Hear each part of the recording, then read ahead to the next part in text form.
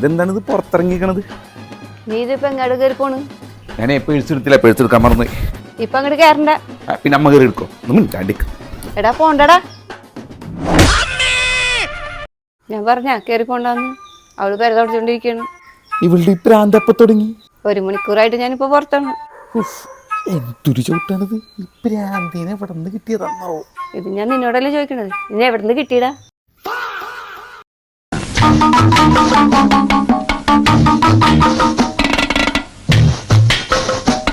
ഞാൻ അടിച്ച് തുടച്ചിട്ടേക്കുന്നു. ഇപ്പൊ കയറാൻ പറ്റില്ല. അല്ല, നമ്മിനി ഇതിൻ്റെ ഉള്ളിലാണ് കിടന്നുറങ്ങാൻ പോണത്. തമാശ വേണ്ട. 1 മണിക്കൂർ നേരത്തേക്ക് ഇതിൻ്റെ ഉള്ളിലോട്ട് ആർക്കും പ്രവേശനമില്ല. എനിക്കത്ര നേരം പിടിച്ചിക്കാൻ പറ്റൂല. ഞാൻ മുറ്റത്തേക്കോളാം. മുറ്റത്തേക്കും പോവാൻ നിൽക്കണ്ട. മുറ്റം ഞാൻ അടിച്ച് വൃത്തിയാക്കിട്ടേക്കുന്നു. എനിക്ക് മുറ്റിയിട്ട് പാടില്ലെന്ന്. ഞാൻ ബസ് സ്റ്റാൻഡിൽ വല്ലതും പോണു.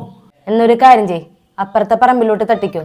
പക്ഷെ ലക്ഷ്യം കറക്റ്റ് ആയിരിക്കണം. ഒരു തുള്ളി പോലും ഇപ്പുറത്ത് വീഴാൻ പാടില്ല. മുറ്റത്ത് മൂത്രം കൊണ്ട് ത്രികോണവും ചതുരവും വട്ടവും കുറച്ചേക്കണം എന്നോടാ. കറക്റ്റ് ആയിരിക്കും.